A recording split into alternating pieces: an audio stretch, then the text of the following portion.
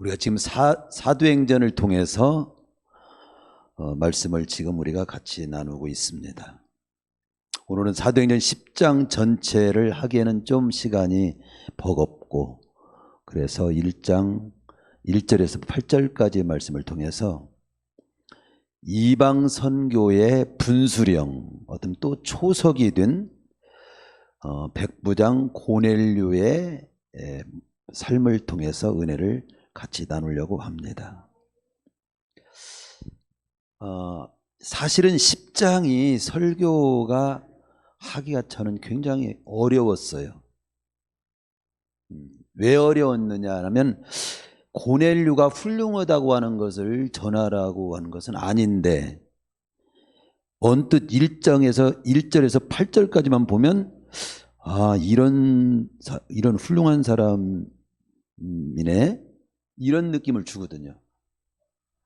그래서 이 본문을 통해서 갈등이 생기는 거예요. 고넬료는 이렇게 경건하고 온 집안이 더불어 하나님을 경외하고 백성을 많이 구제하고 항상 기도했네. 이것을 이 좋은 모습을 갖다가 설교할 건가?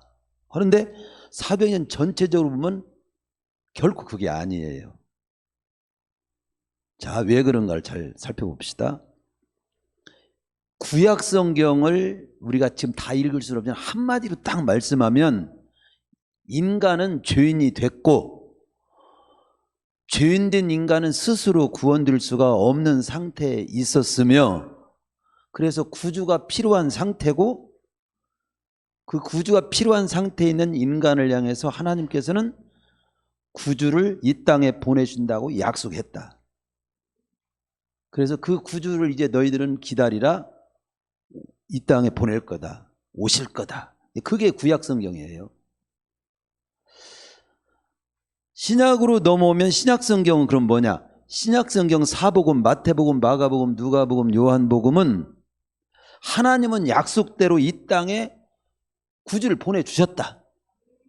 근데 그분이 나사렛 예수 그리스도, 십자가에 못 박혀 죽으시고 사흘 만에 부활하신 바로 그분이 구약에서부터 약속한 메시아 그리스도, 바로 그분이시다. 그걸 사복음에서는 보여주는 거예요.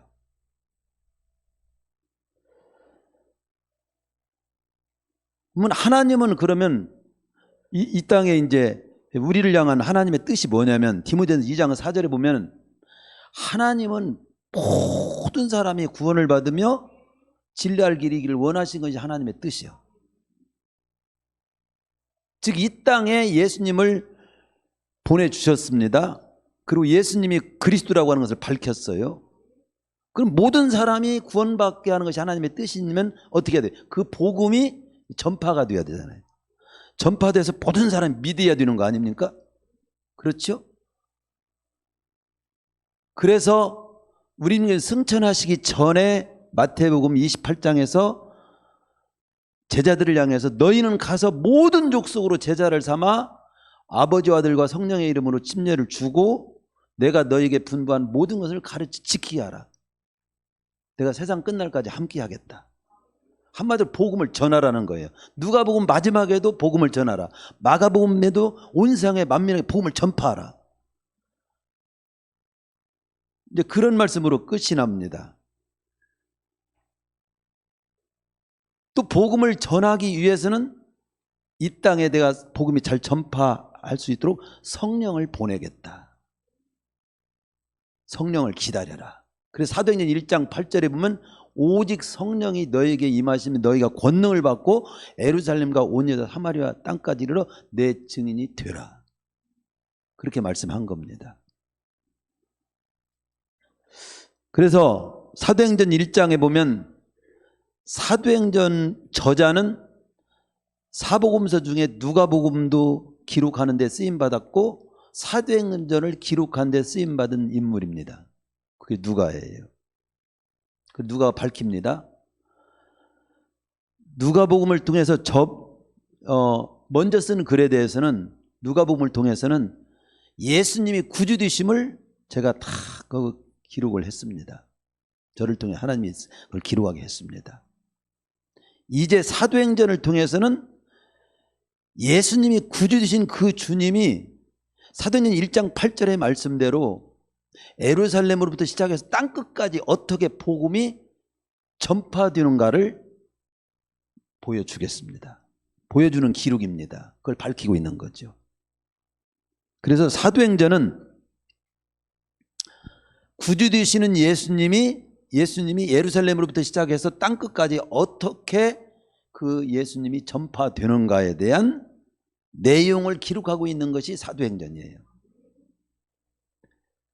사도행전 1장 8절 말씀대로 3장 2장에서는 약속대로 성령이 강림을 하십니다.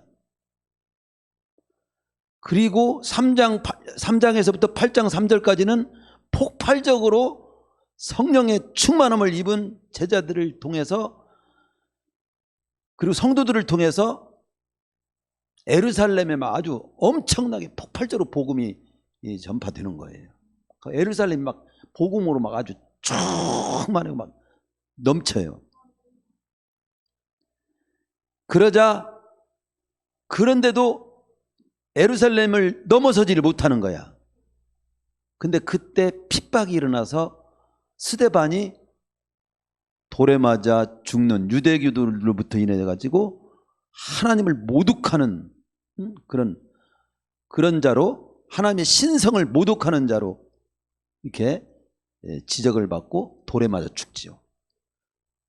그와 함께 막 그리스도 이 예수님의 복음을 전하는 일이 막 엄청난 핍박을 받게 되면서 거기서 뿔뿔이 흩어지게 되는 그런 어려움을 통해서 오히려 복음이 확산되는 계기로 하나님이 쓰시는 걸 봅니다. 그때 이방 선교를 땅끝까지 복음 전하는 일에 쓰임받은 인물로 그 8장에서부터 40장까지는 자 보세요. 자, 사도행전 2장에서 약속의 성령이 강림했습니다. 다시 정리를 좀 해봅니다. 3장에서 8장 3절까지는 폭발적으로 예루살렘에 복음이 전파됩니다. 8장 4절에서 40절까지는 유대와 사마리아의 복음이 전파됩니다. 빌립이라는 걸 통해서 전파되는 내용이 나옵니다. 그리고 9장에서는 이방 전도자로 쓰임받는 사도 바울이 회심을 하게 돼요. 하나님의 전적인 역사죠.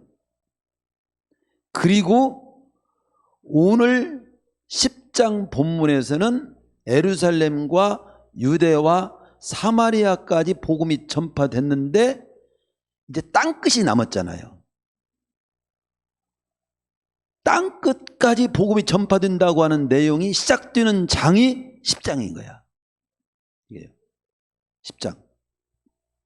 그런데 그 10장의 1절에 보면 가이사랴의 고넬료, 이 땅끝, 우리는 그때 로마서를 볼 때 로마를 그 당시 바울은 땅끝으로 생각했고 땅끝까지 복음을 전하면 자기는 사명 다 한다 생각, 목숨 걸고 로마에 가기를 그토록 원했고 그는 로마에서도 순교하잖아요.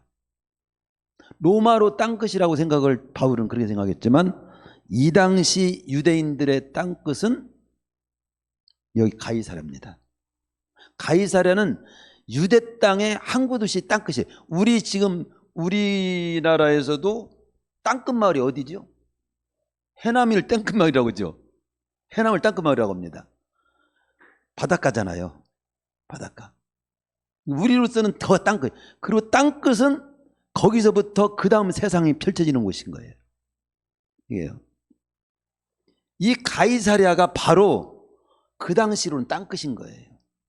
하나님께서는 이제 땅끝까지 복음이 전파된다는 그 시점에서부터 그 다음 너머를 보여주기 위한 모습으로 이 가이사랴라고 하는 이 지역 한 것만 봐도 땅끝까지 복음이 전파되라는 말씀이 지금 여기서부터 이루어지기 시작한다고 하는 것을 성경에서는 우리에게 암시하고 있는 거죠.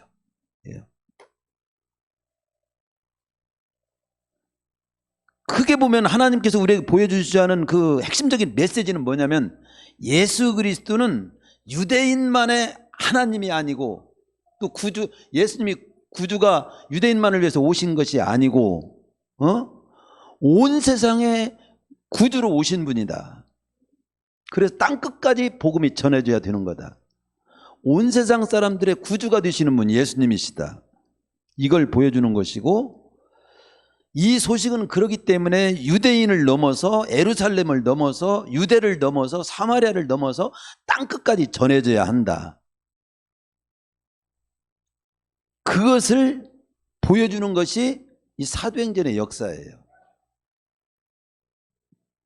그리고 어떻게 땅끝까지 복음이 전파되려면 어떻게 우리 먼저 구원받은 자들이 내어드려야 하고 삶을 살아야 하는가 하는 것을 이 사도행전을 통해서 우리는 보게 되는 거죠. 이런 본질적인 메시지를 염두에 두고 구체적으로 이방 선교의 분수령이 된 인물 고넬료는 대체 어떤 인물이며 하나님으로부터 어떤 은총을 받았으며 성경은 그가 복음이 온 세상에 전파되는 구속사에게 어떻게 쓰임받게 됐는지, 이런 훌륭한 모습을 지녔기 때문에 이 사람이 구원받았네 이게 아니라는 거죠. 언뜻 보면 잘못하면 그렇게 생각해요. 과거 부흥이 할 때도 이 백부장 같은 이 신앙을 막 가지. 여기 볼 때는 여기 이분이 예수 믿을 필요가 뭐가 있습니까? 그런데 이런 모습이 있지만 예수님을 믿어야 구원받을 자라고 하는 것을 뒤에서 나오잖아요. 베드로를 통해서 이제 이분이 예수를 믿고 구원받게 되잖아요. 지금 구원받은 자로서의 삶이 아니에요. 이분이 유대교도 정도가 된 거예요. 유대교인이 된 겁니다. 유대교인으로서의 모습까지만 오늘 8절에서 지금 우리가 보는 겁니다. 이게요. 그러니까 제가 볼 때는 1절에서 8절까지 이런 내용이 있기 때문에 그가 구원받았고 쓰임받았다라고 보는 것이 아니라 하나님의 은혜가 이 사람에게 임해서 이방세계 복음의 문을 여는 일에 쓰임받은 인물이 됐다. 또 쓰임받은 인물의 특성은 또 이런 모습을 지인자들 하나님께서 또 은혜가 입혔기 때문에 이런 모습을 또 지니게 될 수 있었다라고 볼 수 있는 거죠. 내가 훌륭하기 때문에 구원받는 것이 아니라 하나님의 은혜가 입혀졌기 때문에 구원받게 되는 것이고, 이런 유대교의 아주 독실한 유대교의 모습을 지녔다 할지라도 구원이 필요하다. 이 정도 가지고 구원이 지금 되는 것이 아니에요. 이것은 이런 모습을 우리 본받으라고 있는 게 아닙니다. 단지 이 사람은 이방인 대표로 어떤 면에서는 하나님이 쓰시는 거죠. 지금 아직까지는 이방인이 복음을 듣고 구원받게 된 역사가 없었어요.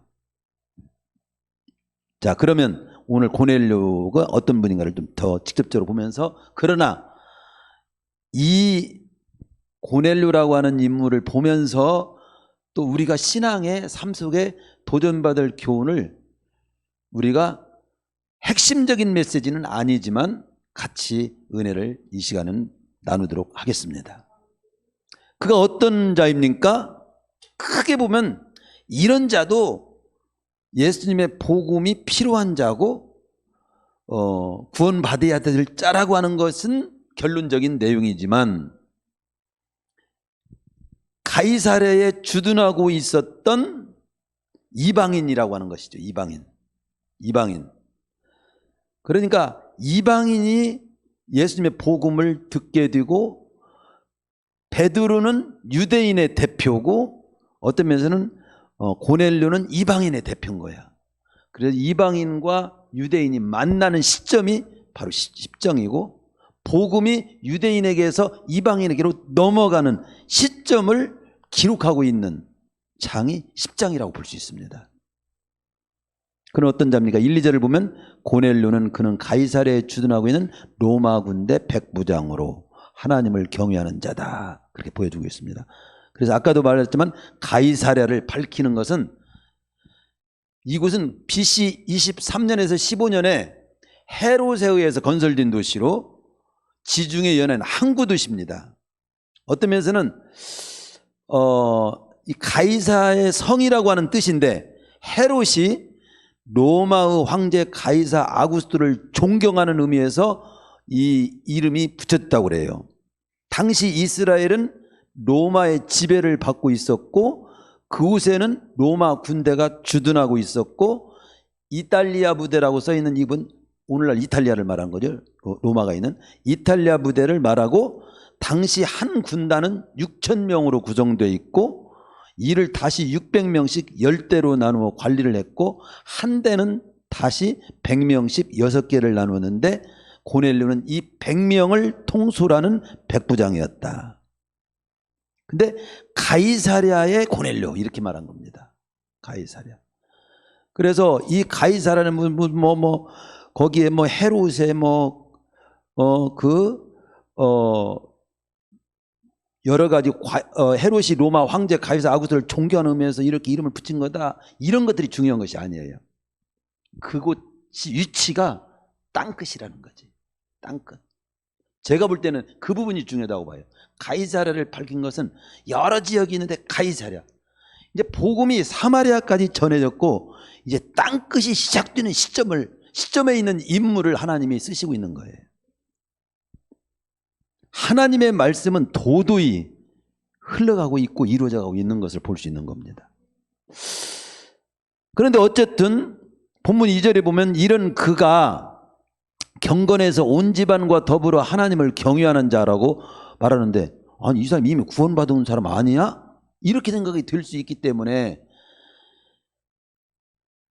경건하여 온 집안과 더불어 하나님을 경외하는 자라고 하는 이 표현에는 우선 말씀드리고 싶은 것은 이분이 예수 믿고 구원받은 그리스도인으로서 온 집안과 경건해서 온 집안과 더불어 하나님을 경외하는 그런 그리스도인으로서 경외하는 자는 아니라는 거죠. 유대교인이라 어떤 면에서는 보면은 유대교자였다는 걸 볼 수 있습니다. 그러나 유대교인이 되는 것도 이분은 어려운 사람인데 유대교인이 된 거예요. 하나님을 어떤 면에서는 경외하며 유대인들이 경외하는 그 하나님을 경외하며 사는 자가 되기도 어려운 사람이에요. 이 사람은. 왜 그러냐? 그가 이방인이라고 하는 사실은 하나님을 믿기 어려운 사람 중에 하나라는 말도 됩니다. 당시 이방인들, 유대인들 아닌 사람들은 범신론이라든가 다신론의 영향권에 있는 그런 자들이 유일신 하나님을 받아들인다는 것은 쉽지 않은 일입니다. 그리고 또 이분은 로마의 점령군 장교입니다. 점령군 장교로서 그곳에 와 있는 거예요. 지금 이스라엘을 점령한 로마의 점령군 장교라는 사실입니다. 이것 또한 유대인들이 섬기는 여호와 하나님을 이렇게 믿고 섬기는 경외하는 사람이 되기는 굉장히 어려운 위치에 있는 거죠.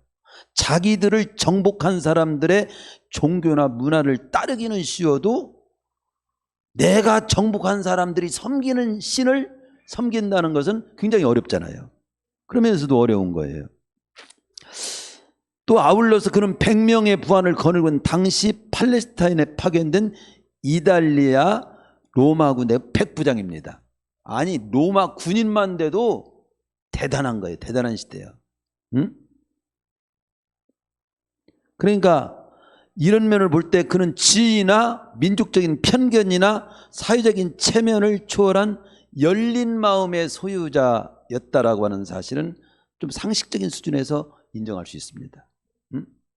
어쨌든 그런 유대교도로서 이렇게 경건하여 온 집안과 더불어 하나님을 경외하는 백성을 많이 구제하고 하나님께 항상 기도하는 그런 인물로 보여주고 있습니다. 그렇다니까 그럴 수밖에 없지. 우리가 어떻게 해요?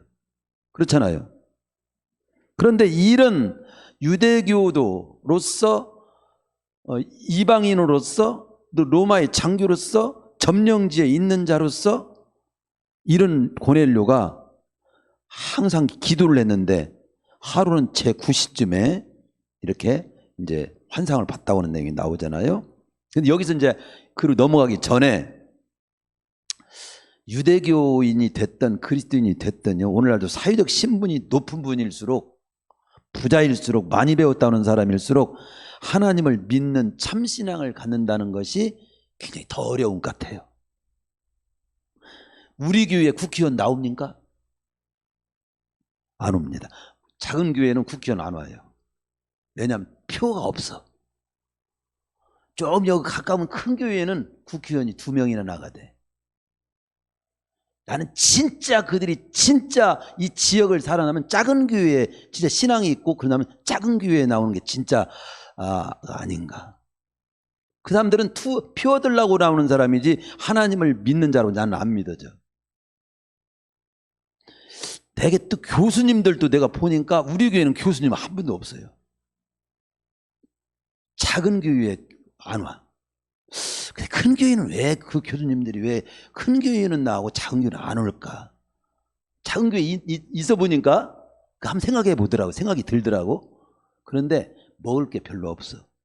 그리고 죄송합니다. 이 말씀을 혹시라도 교수님이 든다면 그렇지 않습니다, 이렇게 말씀하실 수도 있습니다. 그러나 제가 느끼기에 또 그리고 좀 체면이 잘 안 서. 작은 교회 이게 교수님이다. 근데 그 교수님들 중에는 또 작은 교회를 나가 섬기는 분도 꼭 있기도 있습니다.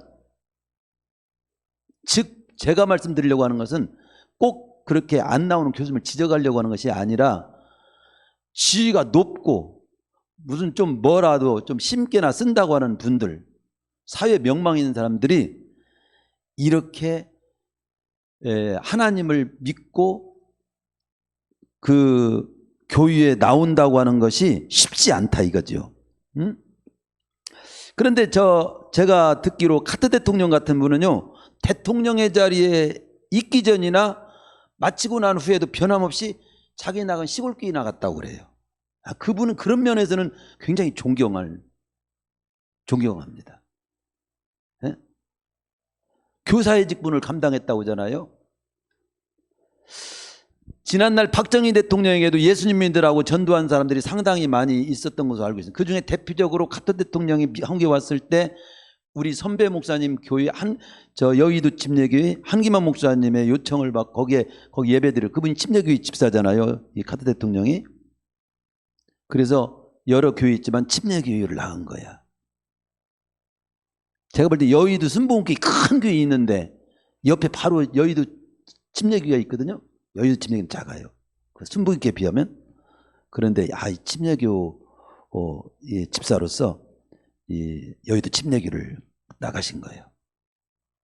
근데 이때 한기만 목사님이 지금 돌아가셨지만 박정희 대통령의 30분간 이게 뭡니까? 아니 30분간이 아니라 부탁을 했다고 그래요. 이 작은 교회 목사가 박정희 대통령에게 전도해야 먹히지도 않고 그러니까 당신이 미국의 대통령으로서 우리 한국의 이 박정희 씨에게 좀 전도하면 먹힐 거야 아니냐. 그러니까 좀 전도 좀 하라고. 그렇게 하면서 부탁을 했는데 카터 대통령이 순종했을까요, 안 했을까요? 순종을 한 거예요. 그게 멋있는 거예요. 그 전도를 한 30분간을 카터 대통령이 했다는 기록을 제가 읽어봤어요. 근데 박정희 대통령이 그때 이렇게 말했습니다. 우리 부인이 불교 신자인 것도 기독교인들로부터 상당히 비난을 받고 있는데 내가 기독교인이 되면 이제는 불교인들이 나를 무척 또 편파적이라고 비난할 겁니다. 이 대통령의 자리라고 하는 것이 종교의 자유도 없습니다. 내가 혹시 대통령직에 물러나면 한번 검토를 한번 해보겠습니다. 그런데 그 해가 12.16 사태로 그 해에 돌아가신 걸 누가 합니까? 예? 물러나면 한번 고려해보겠다라고 했는 그날은 오지를 못했어요. 12.16 사태로 권총을 맞고 한 줌의 흙으로 박정희 대통령이 가셨잖아요. 요즘 또 전두환 씨에 대한 영화가 여기 또 떴더라고요. 뭐 서울의 봄인가? 그 영화 좀 한번 봐봐. 확 올라오더만 저는. 예, 한번 보세요. 아주 제가 볼 때는 제가 대학교 입학하기 직전인 것 같아요. 그때였더라고요. 어쨌든 한 줌의 흙으로 이 우리 박정희 대통령이 사라지고 영원히 제가 볼 때는 죄송합니다. 지옥 백성이 된 거예요. 그렇잖아요. 예수 안 믿고 하셨는데 대통령이라고 천국에서 봐줍니까? 여기 가수원 동네에서 최고 잘 산다고 봐줍니까? 국회의원이라고 봐줍니까? 체면 때문에 지위 때문에 주님 못 놓는 일은 없어야 한다. 그러나 오늘 본문의 백부장은 그런 면에서 참 지위나 명예나 물질, 체면 이런 것들을 문제 삼지 않고 유대교인이 됐다고 하는 것만으로도 이런 점은 참 하나님 알지 못하는 사람들 도전을 좀 받으십시오. 응? 또 우리 성도님들도 때때로 나의 체면 때문에, 나의 신분 때문에, 나의 자존심 때문에, 대대로 내려오는 어떤 전통 때문에, 직장 때문에, 사업 때문에 하나님을 믿고 섬기는 삶에 대해서 머뭇거리고 주저하는 때가 얼마나 많습니까? 응? 그리고 어떤 사람은 감히 내가 교회 같은 데 나가냐? 막 이런 사람도 있어. 감히 당신이 하나님 앞에? 그런 생각, 그런 모습이 우리 성도님들에게는 오늘 정리되는 시간이 되시기를 축원합니다. 감히 내가. 진짜 교만한 소리지. 예? 하나님 앞에 겸손히 마음을 온전히 내려놓고 부려놓고 인간의 근본이요 본본인 하나님을 믿고 말씀을 따라 인생을 살아가는데 나도 좀 살게 해주시오. 사정에도 부족한 판국에 감히 내가 그런 교회 같은 걸 나가? 이런 아주 교만한 소리를 하는 여러분들, 혹시라도 제 설교를 듣는 하나님을 알지 못하는 여러분들 겸손히 자세를 갖추기 바랍니다. 우리 성도님들도 혹시라도 뭐 내 체면이나 신분 때문에 예수 믿는 것을 이렇게 움츠러들거나 그러면 절대 안 돼요. 2절로 넘어갑시다. 제가 그런 쪽을 가지치기를 정리하고 2절을 통해서 보면요, 그는 유대교 신앙이었지만 신앙을 삶으로 실천에 옮기는 모습에 대해서는 우리에게 도전받아야 돼요. 온 집안과 더불어 하나님을 경외했다. 백성을 많이 구제하고 하나님께 항상 기도했다. 이건 구원받은 우리 그리스도인들이 해야 될 삶 아닙니까? 이렇게 해서 구원받았다는 내용은 아니에요. 성경에서는. 어쨌든 유대기도로 쓰지만 이런 모습을 지니고 있었다. 사실 구원받은 우리 그리스도인들의 신앙생활 한다고 할 때, 믿음으로 산다고 할 때 한마디로 어떻게 사는 것이 믿음으로 사는 겁니까? 사실 성경을 요약해 보니까 딱 두 마디로 요약되더만요. 어떻게 구원받지? 그리고 구원받은 자는 어떻게 살지? 구원받은 자들에게 살아야지요. 근데 구원받은 자에게 산다는 말을 어떻게 또 표현할 수 있죠? 여기 이 고넬료를 통해서 배우라고 한 건 아니지만 고넬료의 삶 속을 통해서 말씀한다면 구원받은 자는 하나님과 관계 바로 맺고 사람과 관계 바로 맺고 사는 것이 구원받은 자의 삶이라고 볼 수 있어요. 십계명에도 두 관계에 대해서 말하잖아요. 1계명에서 4계명까지는 하나님과의 관계에 관한 말씀, 계명. 5계명부터 10계명까지는 인간과의 관계에 관한 계명. 마태복음 20장 37절에 40절에 보면 우리 주님은 우리가 지켜야 될 가장 큰 계명이 있다면 뭡니까? 라고 물었을 때 그 질문에 딱 두 마디 하잖아요. 하나님을 사랑하고 인간을 사랑하라. 내 이웃을 내 몸같이 사랑하라 그랬잖아요. 그러니까 하나님 사랑하고 사람을 사랑하는 말로 줄일 수 있는 거예요. 하나님과의 관계, 사람과의 관계 잘 맺고 살아. 잘 맺는 것이 하나님 사랑, 이웃 사랑. 근데 이 고넬료는 하나님을 사랑하고 사람을 사랑하는 그런 삶을 살고 있는 거예요. 항상 기도했다고 하는 것은 하나님을 경외하며 사랑했다는 표현이고, 백성을 많이 구제했다는 것은 사람을 사랑했다는 쪽으로 해석할 수 있잖아요. 본문에 그가 9시에 기도하다가 환상을 본 걸 보면 그는 일상생활 중에서 정기적으로 기도하는 시간을 따로 정해놓고 기도할 만큼 하나님을 사랑하고 경외하는 중심을 가지고 있었다는 것을 알 수 있습니다. 그러나 이 사람이 지금 구원받은 상태는 아닙니다. 구원받지 않고도 유대교로서도 하나님을 사랑하고 경외하며 신앙생활을 할 수 있는 거지. 그럼에도 그러니까 여기서 보면은 유대교인들도 예수 믿지 않으면 구원 없어요. 아멘. 성경은 이 나중에 이제 베드로를 통해서 하나님은 이 베드로를 연결시켜 줘 가지고 이런 분이 신앙생활 종교생활을 하다가 끝날 인생인데 베드로를 통해서 예수 믿고 구원받게 되는 온 가족이, 그 부분이 굉장히 중요한 거죠. 이 부분이 아무리 있었어도 베드로를 통해서 예수 믿고 구원받는 일이 없었다면 이것도 다 종교생활도 헛거예요. 알고 보면.